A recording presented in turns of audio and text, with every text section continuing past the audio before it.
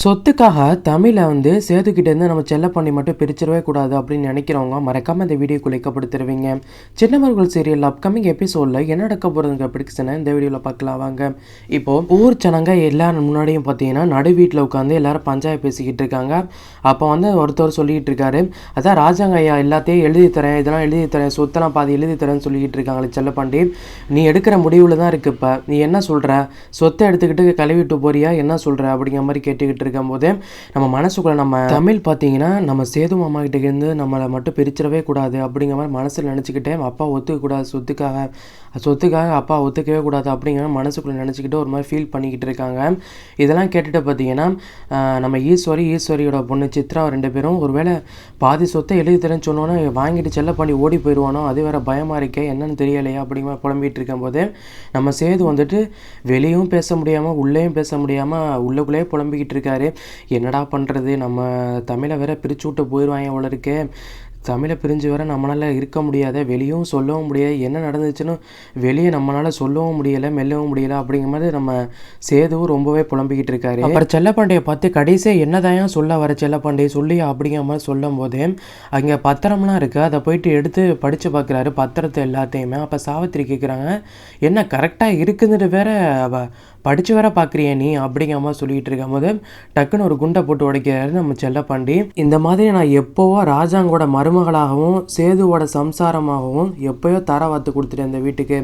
அதனால் என் மகளை திருப்பி இந்த செல்லப்பாண்டியோட மகளாக நான் வீட்டுக்கு கூட்டிகிட்டு போகிறதுக்கு எனக்கு சுத்தமாக விருப்பமே கிடையாது, அது கௌரவமே கிடையாது. அவன் இந்த வீட்டில் வாழணும், வெறும் சொத்துக்காக நான் என் பிள்ளைய விட்டு கொடுக்க மாட்டேன், அவன் இங்கே தான் வாழ்ந்தாகணும் அப்படிங்கிற மாதிரி சொன்ன உடனே எல்லாருமே பார்த்தீங்கன்னா ஒரு மாதிரி சாக்காய் போய் நிற்கிறாங்க.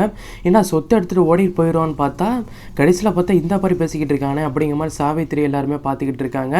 இந்த சைடில் பார்த்தீங்கன்னா ராஜாங்கம் இந்த மாதிரி ராஜாங்கோட சம்சாரம் எல்லாருமே சந்தோஷப்பட்டுக்கிட்டு இருக்காங்க. அப்பத்தா எல்லாருமே சரி நீ அப்போ ஃபைனலாக என்னதான் சொல்ல வர, விவகாரத்தும் கொடுக்க மாட்டேன்னு சொல்லிக்கிட்டு இருக்கேன், சொத்து வேணான்னு சொல்லிட்டு அப்போ கடைசி என்னதான் பண்ண போகிற அப்படிங்கிற மாதிரி சொல்லிக்கிட்டு இருக்கும்போது இதான் சாக்குன்னு சொல்லிட்டு ஈஸ்வரி உள்ளே பேச ஆரம்பிச்சிடுறாங்க.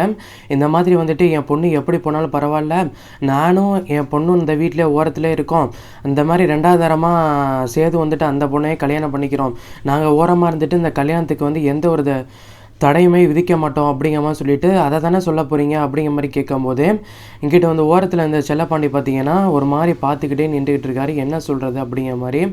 இப்போ அந்த ஊர் சென்னையில் இருந்த ஒரு ஆள் சொல்கிறாரு, இப்படி சொத்தையும் விட்டுட்டேயா, சொத்தை வாங்கிட்டு போயிருந்தா வச்சு இந்நேரம் பொண்ணோட வாழ்க்கை எப்படியோ இருந்திருக்கோம் ஓஹோன்னு, இப்படி எல்லாத்தையும் மிஸ் பண்ணிவிட்டு இப்படி நிற்கிறேயா அப்படிங்கிற மாதிரி கேட்கும் போது எல்லாரும் அமைதியாக இருங்க, எனக்கு எல்லாமே தெரியும், இந்த மாதிரி நான் சேதுவை விட்டுட்டு என் மகளை பிரிஞ்சு கூட்டிகிட்டு போகிறதுக்கு எனக்கு சுத்தமாக விருப்பமே இல்லை அப்படிங்கிற மாதிரி சொல்கிறாரு. அப்போ ஈஸ்வரி சொல்கிறாங்க, அப்போ நீ ஒத்துக்கிறதானே அந்த கல்யாணம் பண்ணிக்கிறதுக்கு சேது ஒத்துக்கிறதானே அப்படிங்கிற மாதிரி சொல்லும் போது நம்ம அமைதியாக இருக்காரு நம்ம செல்லப்பாண்டி. அப்போ ஊரில் மக்கள்லாம் சொல்லிக்கிட்டு இருக்காங்க, அந்த மாதிரி அப்போ நீ இந்த மௌனமாக இருக்கிறது சம்மதுக்கு அறிகுறி தானே அப்படிங்கிற மாதிரி சொல்கிறாங்க. அப்போயும் நம்ம செல்லப்பாண்டி எதுவுமே பேசாமல் அப்படியே நிற்கிறாங்க. அப்போ சாவித்திரிக்கு தான் சாக்குன்னு சொல்லிட்டு உள்ளே பேசுகிறாங்க. இந்த மாதிரி உன் பொண்ணும் நீனும் இந்த கல்யாணத்தில் எந்த ஒரு தடங்களுமே பண்ணக்கூடாது அப்படிங்கிற மாதிரி சொல்லிட்டு உறுதிமொழி கொடுத்துட்டு ரெண்டு பேருமே போங்க, ஏன்னா நாளைக்கு பின்னாடி என் பொண்ணு வருத்தப்படக்கூடாது, ரெண்டு பேரும் உறுதி கொடுத்துட்டு போயிருங்க அப்படிங்கிற மாதிரி சொல்லிட்டு நம்ம ராஜாங்கத்திட்ட சாவித்திரி சொல்கிறாங்க. சொன்ன உடனே பார்த்தீங்கன்னா ஊர் மக்கள்லாம் கேட்குறாங்க, என்னையா அப்போ சொல்கிற செல்லப்பாண்டி, எந்த ஒரு தடங்களுமே இல்லைன்னு சொல்லிட்டு எழுதி கொடுத்துட்டு உறுதிமொழி கொடுத்துட்டு போக வேண்டியதுனையா அப்படிங்கிற மாதிரி சொல்லும் போது செல்லப்பாண்டியும் பார்த்தீங்கன்னா நீங்கள் என்ன வேணால் பண்ணிக்கங்கய்யா, நான் எந்த ஒரு தடங்களுமே பண்ண மாட்டேன் அப்படிங்கிற மாதிரி சொன்ன உடனே பார்த்தீங்கன்னா நம்ம தமிழை அழுவ ஆரம்பிச்சிடுறாங்க, என்ன அப்பா அப்படி சொல்லிட்டு போயிட்டாங்களே அப்படிங்கிற மாதிரி சொல்லிட்டு சொல்லும் போது பார்த்தீங்கன்னா சாவித்திரி சொல்கிறாங்க, இந்த பாருங்கள் ஊர் மக்களுக்கு எல்லாருமே கேட்டுக்கோங்க, கடைசி நேரத்தில் போலீஸை கூட்டிகிட்டு இந்த மாதிரி கல்யாணத்தை நிறுத்துறது, இந்த மாதிரி கல்யாணத்தை தடங்களுக்கு எதுவுமே பண்ணுறது, இந்த மாதிரி விஷயம்லாம் எதுவுமே இருக்கக்கூடாது, இந்த ஊர் மக்கள் நீங்கள் தான் எல்லாத்துக்குமே சாட்சி அப்படிங்கிற மாதிரி சொல்லிட்டு பார்த்தீங்கன்னா கூட்டம் எல்லாமே கலைஞ்சு போயிடுறாங்க, ராஜாங்க போயிடுறாங்க, எல்லாருமே கலைஞ்சு போயிடுறாங்க. நம்ம சேதும் பார்த்தீங்கன்னா நம்ம தமிழை ஒரு மாதிரி